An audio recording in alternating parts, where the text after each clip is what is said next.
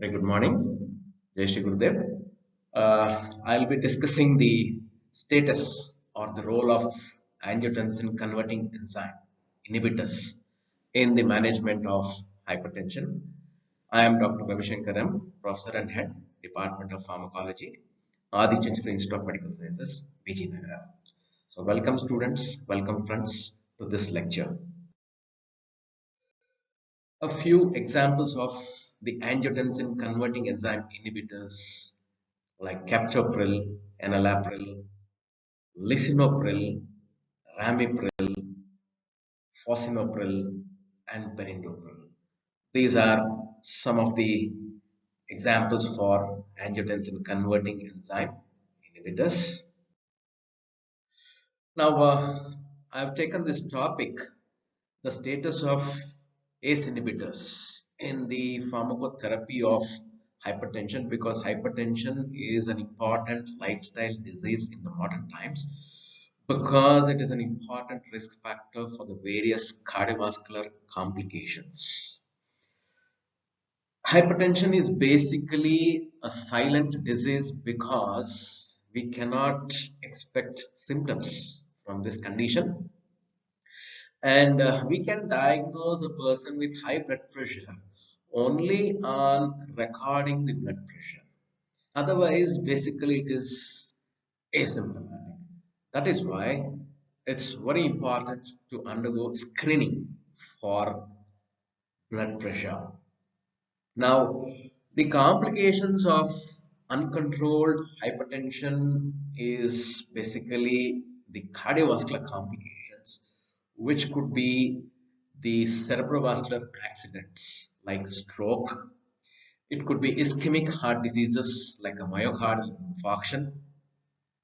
Hypertensive heart disease is nothing but heart failure, and the complications like retinopathy can lead to blindness, and if there is nephropathy, it can cause renal failure. So these are the complications of uncontrolled high blood pressure. So it is very important to diagnose hypertension at the earliest, and the intervention should be started as early as possible depending upon the stage of hypertension. Now, the blood pressure is considered to be normal if it is less than 120 by 80 mm of mercury. Well, in the pre-hypertensive stage, there is no need to start pharmacotherapy. It is just important to have some lifestyle modifications like restricted salt intake, reduction in the body weight, and a good amount of physical activity.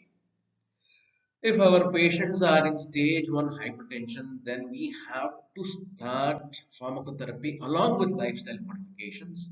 And if your patients are in stage 2 hypertension, then you have to start off with a minimum of 2 drugs. So this is how we manage hypertension based on the classification.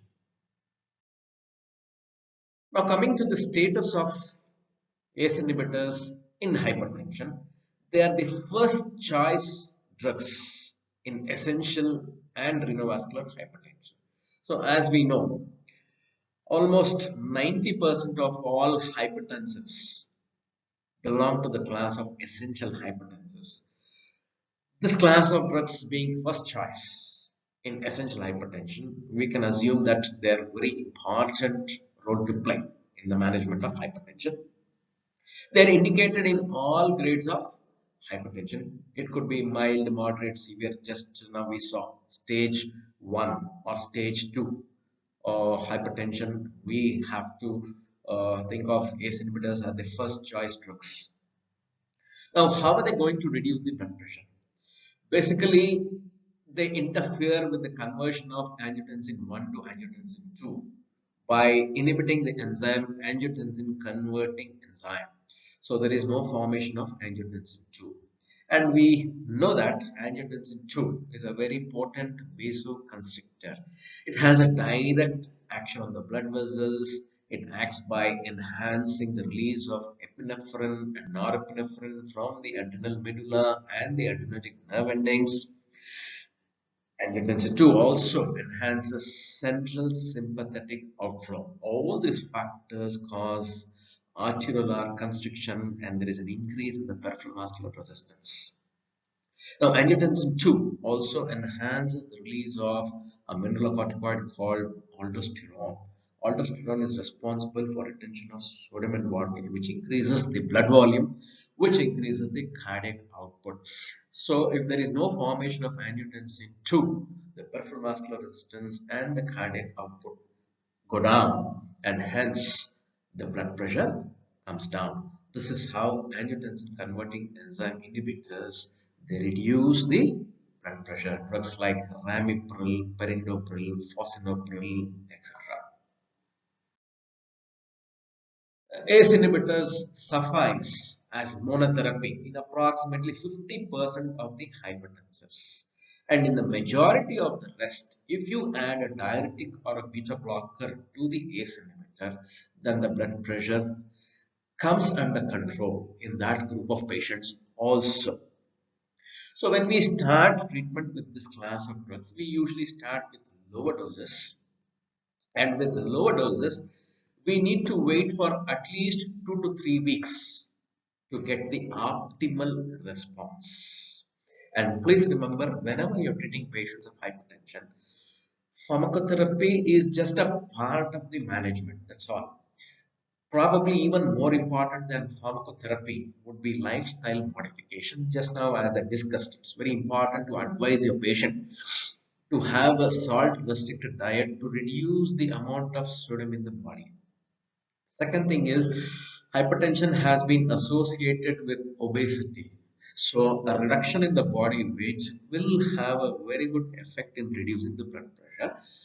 And the next thing is, the third thing is physical activity. At least 20 to 30 minutes of moderate physical activity like aerobic exercises every day will have a wonderful effect in reducing the blood pressure. So pharmacotherapy is actually in addition to the lifestyle modifications. It's not vice versa. Now, ACE inhibitors, as I said, they are one of the first choice drugs in the treatment of hypertension, along with angiotensin receptor blockers, calcium channel blockers, thiazide diuretics. Now, when I say ACE inhibitors are first choice drugs, that means they are having high efficacy and very good tolerability. Now, what are the advantages of using this class of drugs as a first choice drug in the management of hypertension? First and foremost, they do not produce postural hypertension. Postural hypertension is seen with certain antihypertensives like alpha blockers. They do not produce any electrolyte disturbances, which may be seen with diuretics. They do not cause any CNS effects and weakness. They are safe in diabetics. In contrast to beta blockers, they do not mask the symptoms of hypoglycemia. They do not prolong hypoglycemia. That means they do not interfere with carbohydrate metabolism. They're safe in asthmatics. They do not precipitate bronchospasm. Again, in contrast with beta blockers, which can be dangerous. They are safe in patients with peripheral vascular diseases. Again, beta blockers are not safe in this group of patients. ACE inhibitors, they maintain renal blood flow. And another important advantage of this class of drugs is they prevent the progression of high-risk patients to type 2 diabetes. They do not cause hyperuricemia and dyslipidemia. And many patients with hypertension will have coexisting left ventricular hypertrophy, and the wall to lumen ratio of the blood vessels would have increased. So this class of drugs can reverse left ventricular hypertrophy and the altered proportion of the wall to lumen ratio in hypertensive patients, and this goes a long way in preventing the cardiovascular complications. They have a minimum interference with lifestyle. For example, they do not interfere with sleep, work performance, energy levels, or sexual activity. And this class of drugs, they have a protective effect on the myocardium and blood vessels because angiotensin 2 is found to have on a chronic basis vascular and ventricular hypertrophy, remodeling, myocyte apoptosis and fibrosis.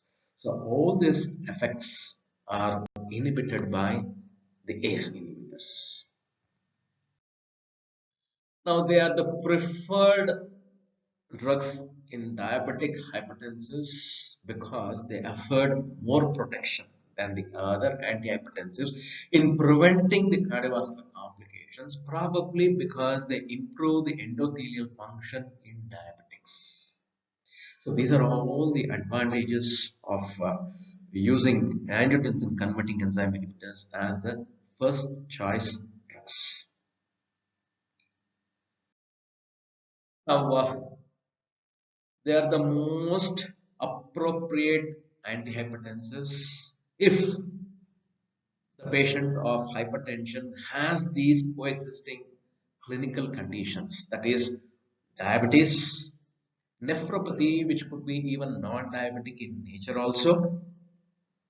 If the patient is having left ventricular hypertrophy, which has been diagnosed on echocardiography or probably even clinical examination, if the patient is having coexisting heart failure, and also if the patient is having coexisting ischemic heart disease, it could be angina pectoris, or the patient is post myocardial infarction patient. So if the patients have all these coexisting disorders or diseases or clinical conditions, then angiotensin converting enzyme inhibitors are the most preferred and appropriate antihypertensives. Now, here we have a list of compelling indications for the use of this class of drugs. Compelling indications means we need to prescribe this class of drugs in these patients, irrespective of whether the person is hypertensive or not. So heart failure is a compelling indication. Even if the patient of heart failure is not having a high blood pressure, angiotensin converting enzyme inhibitors are indicated.